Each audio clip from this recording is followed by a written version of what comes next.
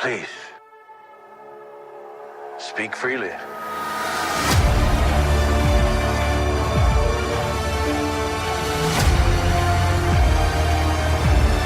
Welcome to the podcast of Boba Fett, the Explosion Hours after show, breaking down, discussing, and reviewing each and every episode of the Disney Plus original Star Wars series, The Book of Bobba Fett.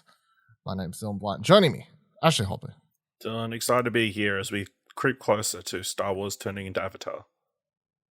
I mean, there's a lot of reference you can make. I mean, was it the Dancing Wolves or whatever? I mean, Pocahontas, yeah. Last Samurai. Yeah. Just any white savior. Yeah, I mean, story. Put a pin in that.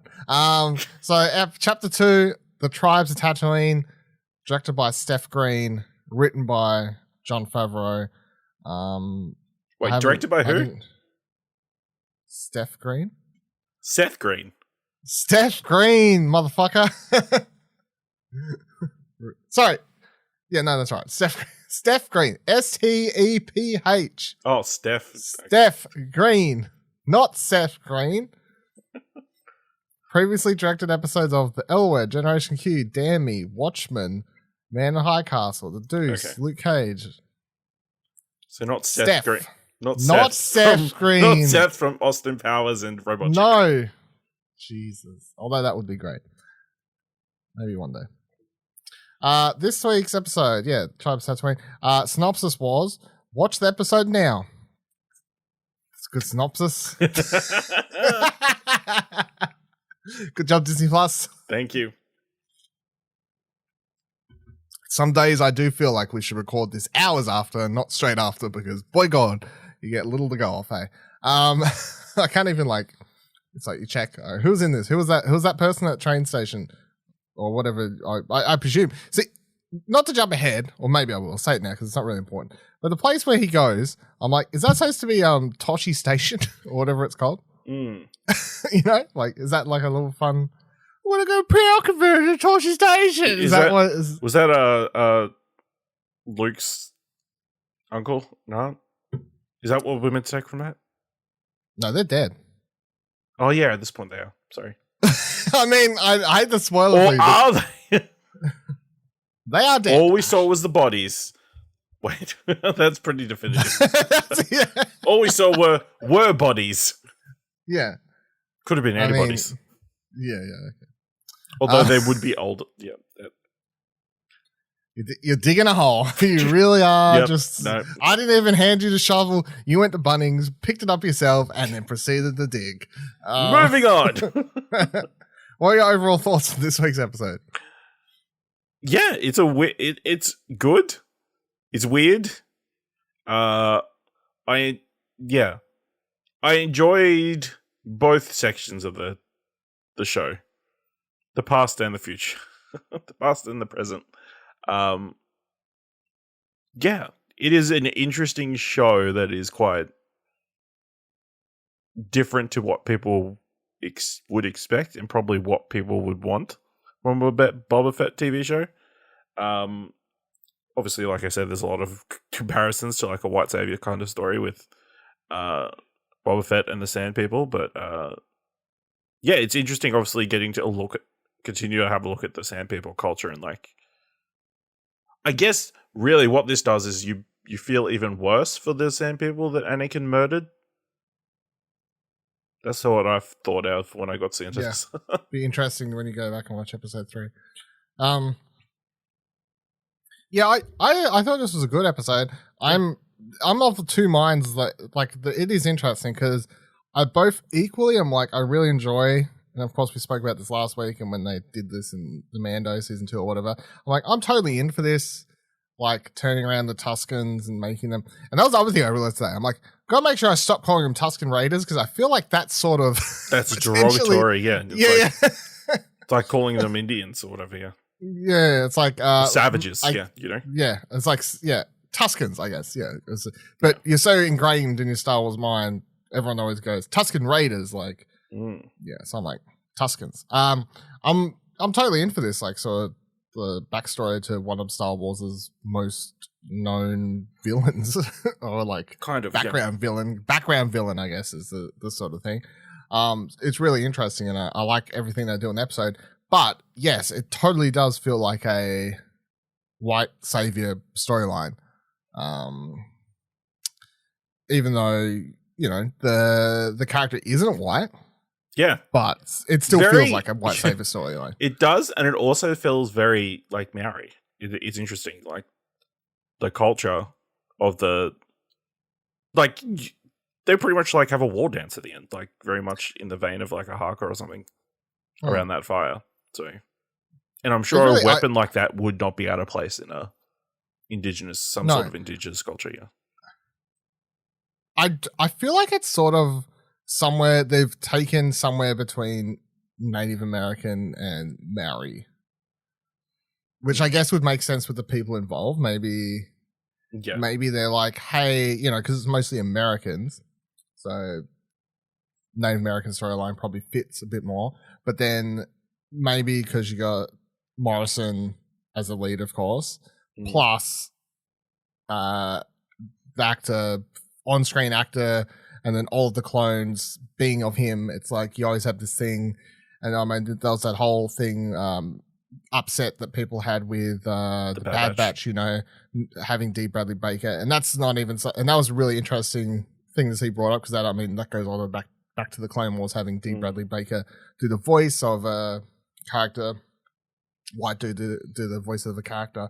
So they're like, maybe we should meet in the middle, because I feel like there's elements of stuff that, seems Native American-ish, but the storyline could also fit, I guess, anyone, because it's definitely like sort of, and it's real funny because I felt like they were hinting at like doing stuff like this in Mando season 2. And I was like just throwing it out and being like, oh yeah, that'd be like interesting if they went there, but whatever, probably won't come back. And then last week it's like, oh, cool, like they touched a little bit more on that, hinted at stuff, but he'll totally be out of there next episode. And then I feel like this episode is one where they're like, nah, we're like, that's the storyline we're telling, or have been like touching on since Mando season 2. Because by the time you get to after they take down the train and he's like, this is I can't remember the exact line, but he says like, this is their land, their ancestral land, blah, blah, blah, blah, something like that. I can't remember the full thing, but that was like a really cool part of the episode, and also equally my least favorite, because that was the most white savior-ish moment of the entire episode. I feel like everything else does have a Dance with Wolves feel or whatever, where he's sort of just fell in with them, and they're like, oh, you've like sort of proved yourself, and they're doing that whole like sort of train him. Oh, that's fine. I feel like the train part though, once he stops the train and he's sitting there like he's, the one in charge. He's the one who says to the Spice Runners, I don't actually know what, maybe they've said, no, I've completely missed it. I'm sure maybe a super hardcore person's figured out like what, I don't know, crime syndicate they're from or something. But he's the one who says to them, you can't come here because of this. Like that was that was the sort of, I'm now speaking for them moment, which is that's where it sort of crossed the line, I guess, of. But he is the only one who can communicate with them, so. Yes, but also we never see him communicate with them for what they want him to say. You know what I mean? Maybe he discussed it beforehand. He could have. But I'm saying, like, in the context of what we've seen, it is that scene where it feels the most like a white savior storyline. Yeah, I mean, yeah, it's hard to, once you see it, it's hard to, like, get it out of your mind. But yeah, I think obviously, not that all white, not all white savior stories are bad, They saved them. That was the important thing, What a quote. I'm not saying it ruins it, and especially because, like, at the end of the day, like, we're saying it, like, Temuera Morrison, not a white guy. Not a white guy. The character of Boba Fett, not a white guy. Awesome. It's just that it does feel like it's written like a white savior. Yeah. Although I have to say, based on where we are in the future, I'm guessing this does not end up going well. Why? I don't know. There's just a hunch. Obviously, he's send those trained people back. I think that obviously there'd be repercussions of some sort. Otherwise, I don't feel like he would have left that tribe unless they were all wiped out. Hmm. Yeah, because that is a so yeah that you got to get somewhere between here and where we see him in Mando. And we also have what? How many years is it? Oh, actually, no, it's not that long. It's only a couple of years. So, and we don't know how long he's been here. Is the other thing. So you would assume it's been a while if he's progressed. Training, yeah, and all that sort of stuff. Because I can't remember the exact time between Mando and yeah, I think maybe it was 3 years or something like Return. that. Yeah, I feel like it was only a few years between Return and then Mando, and then this is obviously at the end of season 2, and you could say season 1, 2 only take place a year. So I feel like, hold on, that's for that timeline. Oh fuck, I'm getting my timelines confused. So I was trying to work out before when the end takes place, but then also the end of Return, him knocked off, Luke, him gets sucked into the pit. Then they fuck off. They go save the day, blow up the Death Star, etc., etc., etc. Then by the time Mando saves him, again, I feel like that's only a couple years. I think. Either way, I feel like it's a couple years in the ring. But yeah, I feel like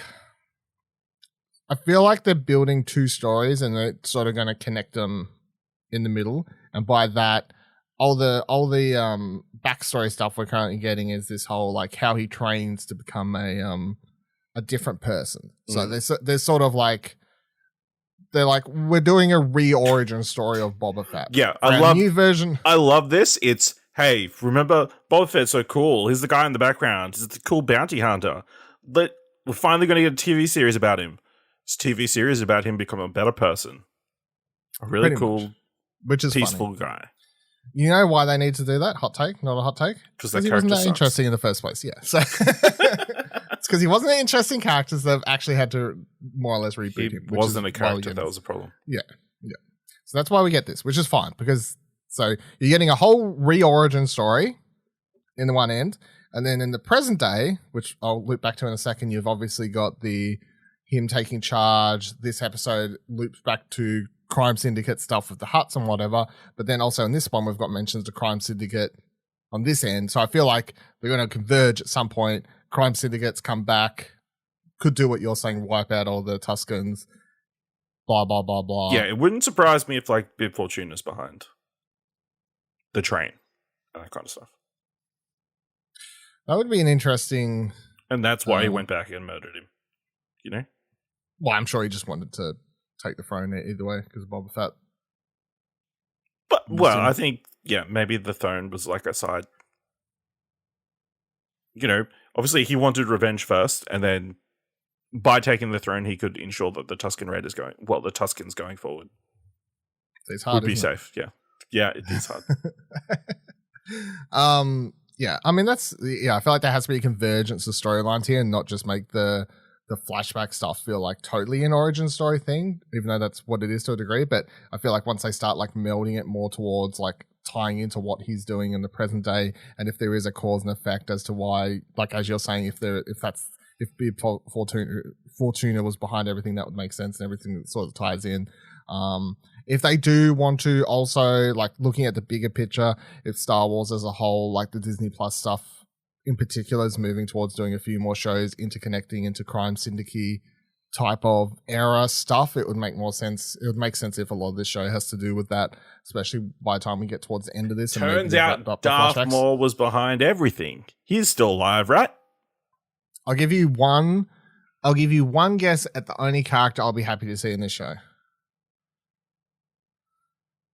That's from something else. It's Kira. No. Yeah, it's Kira. Yeah. Kira. If Kira's in this, I'm fine with that because I feel like that's not a big character that you just throw in as a cameo thing. That's a cool character that's only been in one movie and has potential to grow and like be used in proper ways. That's not a connection for connection. That character was set up to go off and become the head of like crime syndicate sort of stuff. Yeah. We haven't seen him since. It would make sense if Kira came back. Maybe she's some variant of human that does not age. Maybe. That would be helpful. She would be older. Should be the like entire 20... Star Wars happened between.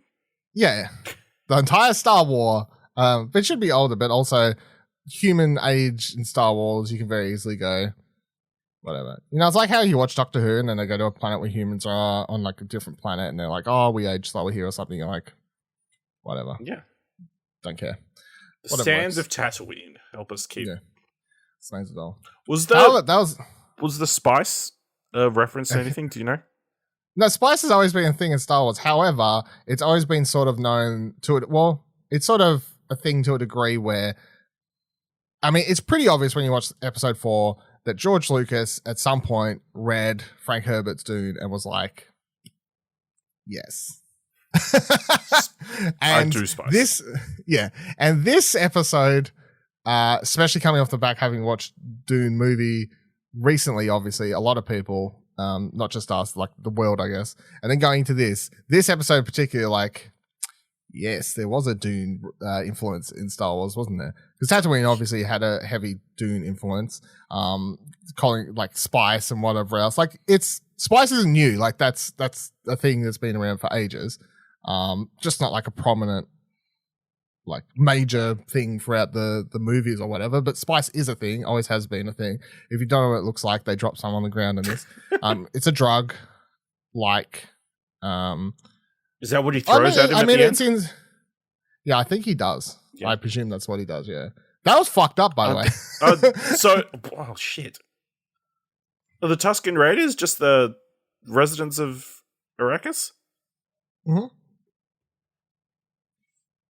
I guess so. It's all coming. It's all. Is this series just Dune? I mean, kinda. To a degree, it is. But I mean, Spice Mines, right? Solo, they're mentioned there. Yeah. Spice has been used as a thing in a lot of animated shows and of course spin-off stuff. I can't think of it being mentioned in the main movies, but yeah, I'm pretty sure that's what they do. That was I actually laughed out loud. I assumed that was meant to be sort of funny, but when that lizard went up his nose and then he blew the Tusken blew spice in his face, and his reaction was, I think I swallowed it. I think I swallowed it. I was like,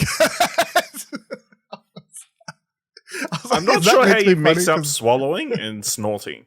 I was like, it should have been like, I haven't felt that since I took my COVID test. Been one day reference there. So, yeah. Anything else from the flashbacky stuff before we like sort of touch on freaking hallucination? What does it all mean? Oh yeah, what's it all mean? Oh yeah, it's good. I don't know what it all means, but so all the kid stuff, right? Yes. I saw someone on Twitter point out after we recorded last week that shot of him picking up the helmet is actually a new shot. And the other shot in this of him looking out the hallways to the ship flying off, that's 100% a new shot as well, obviously. So, well, it could be deleted scenes, right? That's no, because I feel like at this stage, so what you're saying is they digitally recreate yes, Daniel Logan from Clone Wars. Yes. Attack of Clones, yes. That's what it seems like, yes. Amazing what you can do with Disney money. The helmet shot, you could like warp around that original footage, change camera or whatever. But the one with him running through the hallway and looking at the ship, that's 100% on you. Like, I mean, they can take elements from the film or whatever, but or combine maybe a shot of him running or something like that. Maybe that's what they've done, combine different elements to create the shot.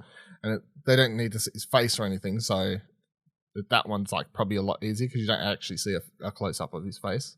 Like eyes, mouth, and all that stuff. That's the hard part, but it's quite interesting. What it means, I don't know. He is what? He finds a tree. He gets wrapped in tree. He then pictures himself sinking to his doom. He sees his father dying. He sees eyes in the trees or something like that. And then he breaks free. Right? That was about everything we saw? Yeah. I don't know if there's any meaning behind it all. I don't know. He just went on him. Just, yeah, obviously Vision Quest, but, you know, the feeling of being trapped or, like, enclosed. Trying to live up to his father's legacy or, you know. it'll be interesting to see if that kind of progresses, like if we explore that anymore going forward and that kind of thing. Yeah, I've always wondered if they'll bother trying to have him care about Mandalore, or that at this stage they're just like, no, it's so far away. It's like let those Mandalorians care about Mandalore. I've got other stuff to do. Yeah, because taking his helmet off all the time, you know who wouldn't be happy with that? Care. Din Djarin would not be happy. All the modern Mandalorians don't care. They have the mask off all the time. So yeah, but they're all like helmets. New Age Catholics, and yeah, Jin's like a Rome. He's like old school. He's the Pope. Also, that whole track sequence was very cool. I think. Yeah, I don't know what tracks is on, but yeah, I don't think it's on any tracks. Like. No, I don't think so either. But also, I love that robot just yeeting itself out the train. It's like, yeah, yep. I'm pretty sure when it lands, so it just goes okay, and then like gets up and rounds off. So, also that dude at the start. Actually, no, I'll say that for a second when we're into the first time. Yeah, the train sequence is pretty cool. One dude gets absolutely obliterated. Reminded me a bit of Solo's train sequence, I guess. Also, that's true. Similar to like running along that and the fight and Pip coming in on bikes and whatever else. So, yeah. Also, the bike training was quite amusing, especially start off with. That was quite funny. I knew that dude would go straight backwards, and it happened, and I still laughed. It still worked. So, present day, yeah. So the first thing was when they interrogating the assassin from someplace I can't remember. That part where he's like says something in his language, to me just sounded like "shut the fuck up" or something like that, but in like gibberish, and then or like that's I don't know if they like purposely because I sometimes I swear I hear things like I'd watch like Rebels and the droids being like fuck. I'm like, am I just hearing this in my head, or is it done purposely so the adults are like, that was a swear word. But what do we get? Maybe 10 minutes of present day stuff before like 40 minutes of flashbacks, probably. Do you reckon? It wasn't much. No, it wasn't a lot. It felt like there was a decent amount, but then once you got into the other stuff, it was like, oh yeah, this is much longer. Yeah. So what we do get is obviously they find out they chuck the assassin into the Rancor pit, which was a funny bit. Also, shout out to the two Gamorrean guards who like jump back really fucking fast. They've probably heard about that one dude who fell in that one time. And that was a funny bit because I really wanted someone just to shout out and be like, Luke killed that shit, so like, come on, didn't you hear? I don't know. We didn't buy another Rancor, they're expensive. So then they get the information that the mayor was behind it all. They go visit the mayor. The mayor is obviously a two-faced piece of shit, playing old cheeky games. Do you know who voices the mayor? No, who voices the mayor? Credited? No, I didn't actually say. Robert Rodriguez. Was it? Yeah, that's who's credited in the credits. So maybe not the voice, but maybe just the acting. I don't know. I don't know, it looked pretty cool though. Like the side gill things or whatever. Yeah, like and the translation, slightly. Yeah, all that. It looks pretty cool, I thought. But he's obviously sort of not respecting Boba, I guess. Plus, I feel like he's just oblivious. I don't know. It's hard to tell. Oblivious, yeah. But then he's like, "Oh, you got some shit to deal with," and then that ends up being the Hutts of returning to town. Did you call the Hutts? That's why I sent him out there. Possibly. We do get to see. I think they said it was the cousins of. Yeah, cousins. The twins. Cousins. They're twins, cousins of Jabba the Hutt. Because we have seen Hutts and other things, like, but I don't think we've seen these two Hutts before. Not that I can think of anyway. So the brother's the one that does most of the talking. The sister, like, just whispers everything. More or less, they're like, we've got this fancy plate thing that says we actually should be in charge here. Boba says, "No, get fucked, Joe." And then they argue for finders keepers. That's what it says. Yeah, finders keepers. They're like, "Oh, our family member had this, so now we deserve it." And he's like, "Nah, he lost it to another guy, and I've taken it from that guy. So, all's fair in love and war, so peace out. And then they leave, and they're like, yeah, well, we'll talk about this later. And then, more or less, they're going to go get, I don't know, they're going to go fight, of course. You do see they have one warrior with them, a Wookiee. Yep. What'd you make of him? Yeah. He's a Wookiee. He's got very black fur. Kind of reminded me of the dog creature from this most recent season of Doctor Who. Yeah. So I don't know if they'll confirm this after the fact, or I'm just assuming that all Wookiees with black fur are the same character. But there is a Wookiee with black fur in the comics recently, whose name I don't know how to actually pronounce the name, but their name is literally Black Krrsantan. So Krrsantan. He was a character in the can't remember if he first appeared in the Darth Vader comic or the Dr. Aphra solo comic, but he's one of those involved with Dr. Aphra, and that sort of storyline is where that character showed up. He's like this badass bounty hunter, for hire sort of character. So it looks exactly the same. So I presume it has to be the same character, which is cool. But yeah, in this he looked like a badass. He was definitely, giant spikes on his like shoulder plate and everything else. Looked ready to fight Boba Fett. Pretty sure he'd kill Boba Fett, to be completely honest, but we'll see how that goes. Fennec Shand might have to step in. I don't know. We shall see. But yeah, what do you make of all the Hutt talk and the direction this is all going in the present day? Yeah, I mean, it's interesting, like building some tension, some rivals. It's like there's going to be stuff for him to do, but obviously we haven't had a very good look at what present day looks like and what kind of, other than Fennec and these two guards, who does he have to really enforce his rule? He needs some allies. The entire Tuskens, I guess. Maybe. He's like, guess what? We're reclaiming everything. This entire planet. Well, you're going to get these off-worlders off my planet. Imagine at the end of the series, he like puts a Tusken in charge. Imagine if the end of the series is like, hey, we're in charge. No more off-worlders ever allowed on Tatooine ever again. Wow. No one is ever allowed to return here to this planet.